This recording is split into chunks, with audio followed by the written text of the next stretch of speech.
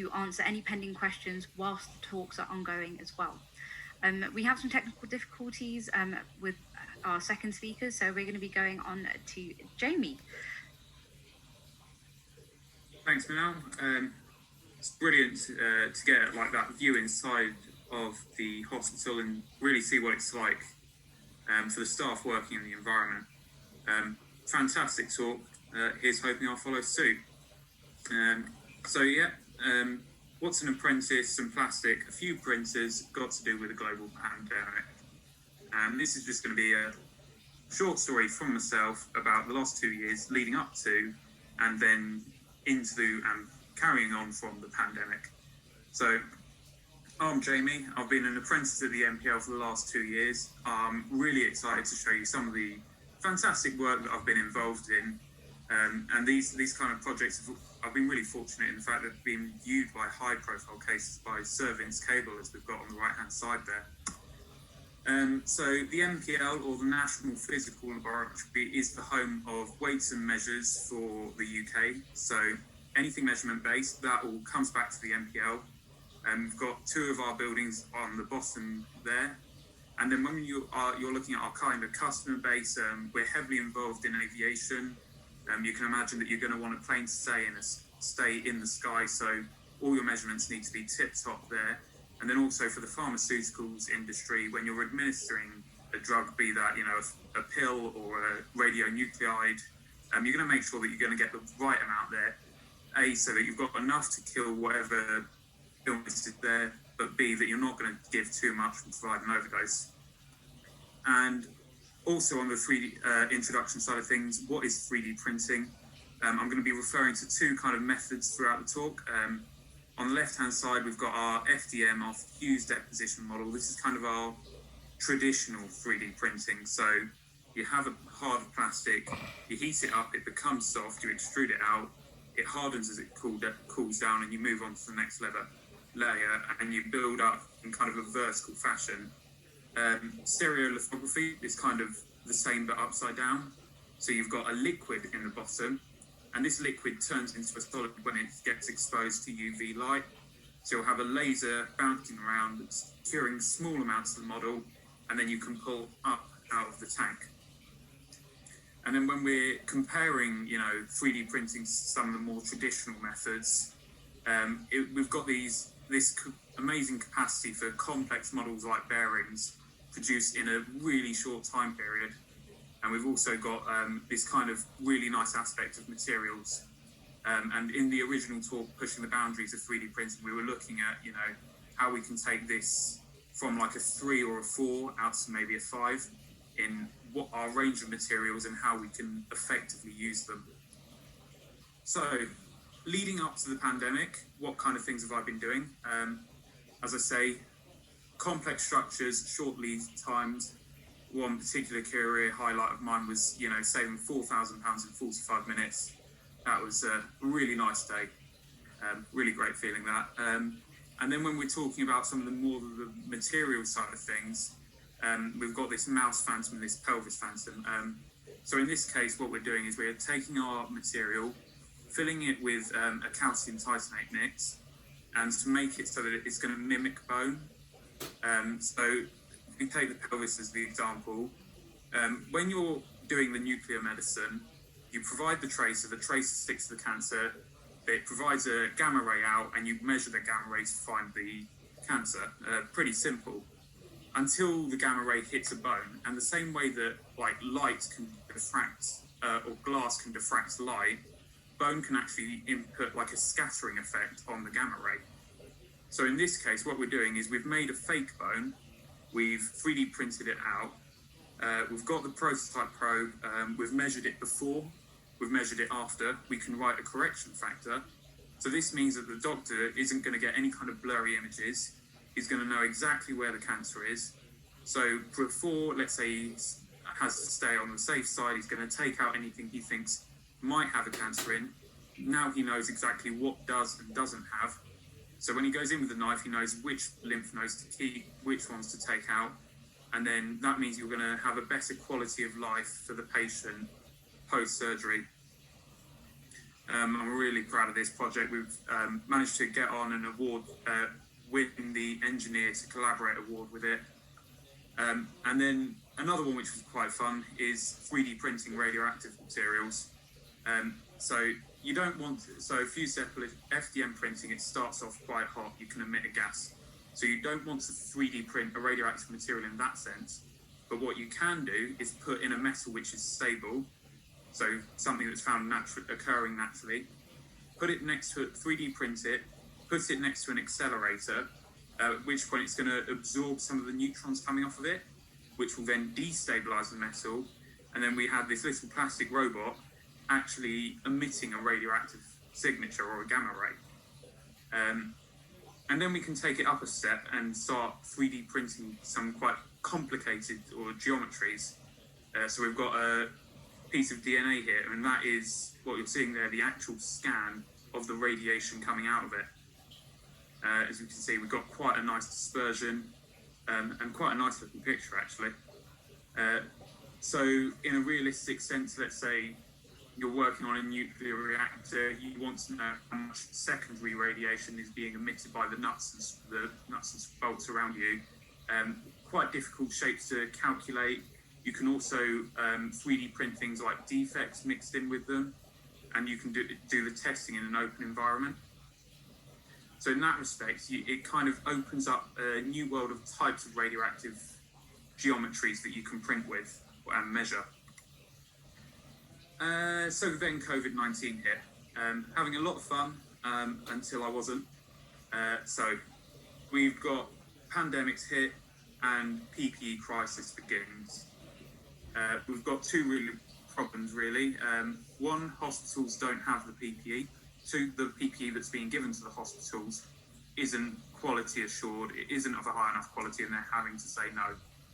So myself and Manal, we've gone around the MPL, kind of triaged our best printers, moved them all into one room, got all our material into one room, said, yes, we're ready to start printing.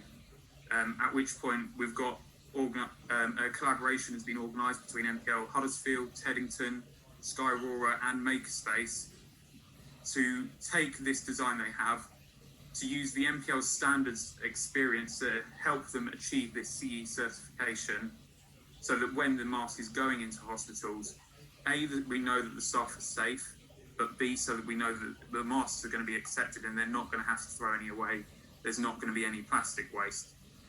And therefore, we were able to have 70 to 100 masks per week getting into these hospital environments, getting to the people who need them the most. And this has been commended by numerous members of the SNP due to Sky Aurora being a Scotland-based company. And yeah, there was just a tremendous amount of applause for how they're going above and beyond their civil responsibilities to dedicate their manufacturing to helping out in the crisis.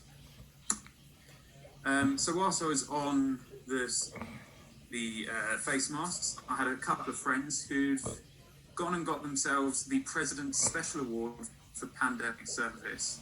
And yeah, their portfolio is really quite amazing. And this is easily my favourite project from it. So we obviously know that the UK was struck really hard by COVID. The USA, again, struck really hard by COVID.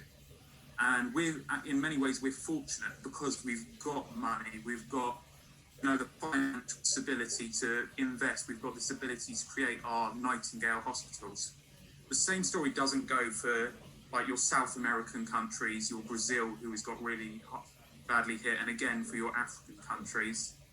And in this case, what we're doing is they've gone and created a ventilator, or this pocket vent, which is cheap to buy, about £1,000, cheap to run, 30-watt power supply, cheap to store, size of laptop, and it still works. It meets all the critical aspects of the specification, and it can just be deployed and bulk bought, and for such a low price, it still has the capacity to support, if not save, someone's life.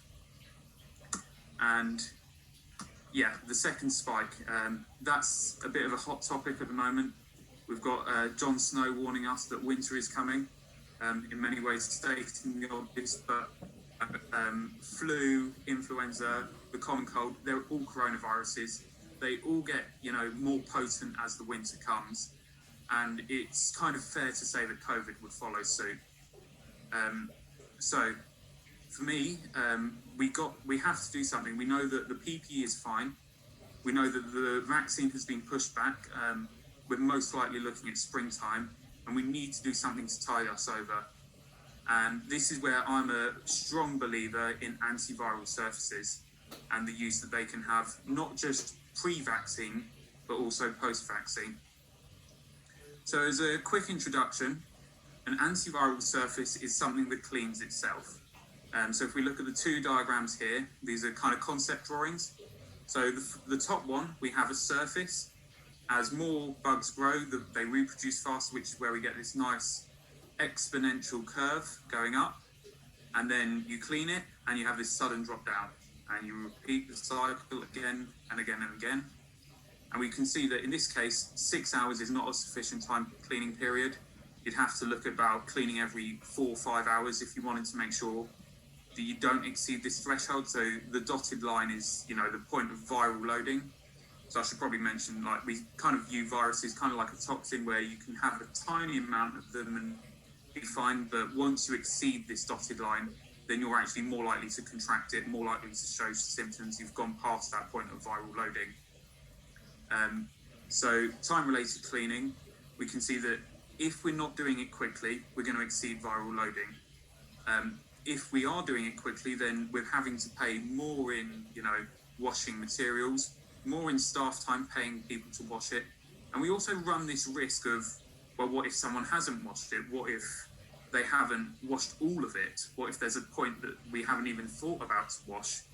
And it's just that kind of human factors element that kind of you run the risk of in this time-related cleaning. Antiviral surfaces, on the other hand, they clean themselves. They never exceed this antiviral threshold or this viral loading limit. As we can see in the bottom drawing, if they're done correctly. And that's what I'm kind of hopeful for, is that we can build on this antiviral work of the past, look at where we can deploy it into our current environment, and then kind of help ourselves in this current pandemic. But what if it mutates? What if we get another pandemic?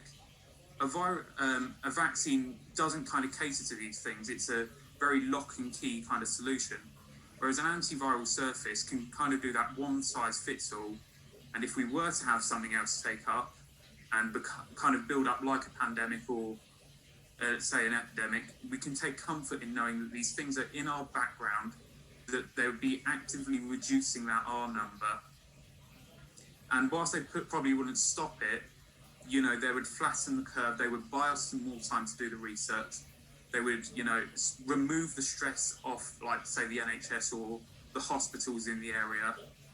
As we saw, Italy had a overcrowding of hospitals, so antiviral surfaces could, really help in that situation. So what do I think are the reasonable applications?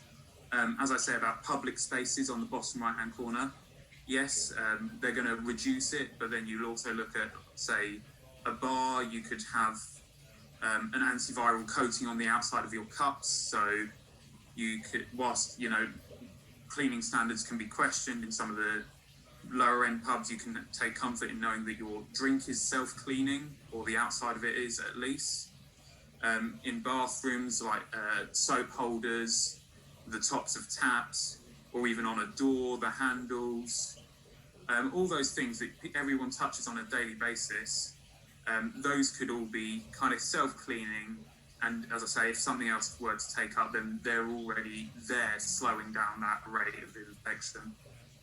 And then the one that I'm personally, really looking forward to is the personal devices, where, yes, we can stop COVID on, let's say, a tie-pin that we use every day, or a phone case, which we'd touch and maybe would, like, let's say with the time cleaning, you go wash your hands, you've washed any COVID off your hands, and then you grab your phone and you've just taken the phone which you've got COVID on before, and you've kind of nullified that washing. But if we go a step further than that and say, what about people who wear hearing aids? And they get ear infections because they haven't got that free flowing air going through their ear to help kind of clean it out naturally. Well, you provide an antibacterial element to the hearing aid, and all of a sudden you're tackling the ear infections at that root cause. You're reducing the need for the medical supplies. Or let's say you're a rugby player and your gum shield keeps falling out in a match and it's getting dirt on it, and you're wondering how much kind of microbes is being picked up in that process. Well, at that point, the gum shield's self-cleaning and it kind of sorts itself out. So as a final point, I just wanted to go in to the science behind killing coronavirus, because I think this is all, quite nice to know that you've got many, many, many different ways of killing COVID-19. It is not unkillable. It is not difficult. It's just the sheer volume is what's proving potent. So you can kill it with UV light or that UV radiation. So let's say you've got an air conditioning unit. You can place UV lights inside the air conditioning pipe. So they're not going to, touch any humans, not going to cause any skin cancer, but any COVID in the air would be damaged by this UV light. We've got natural viricides. So plants are famously good at being antiviral, antibacterial. Anything from bamboo to honey contains these natural coatings which can destroy viruses. We've got surface plasma resonance. This is probably a bit rare, whereby certain elements vibrate at the same frequency as a light wave does when it hits them. So things like silver, gold, and this is a way that these rarer elements can naturally keep them clean. So if you ever see someone with a necklace or a nice watch, you know that that's going to be clean and going to be COVID-free. And then the one that I'm exploring at the moment is this receptor inactivation, or this idea where we can put small molecules in and they're going to disrupt the virus, they're going to prevent it from reproducing, they're going to damage the cell wall. So if we look at this mechanisms of action under artificial surfaces, you can have chemical reactions taking place which reduce localized heat and destroy the virus.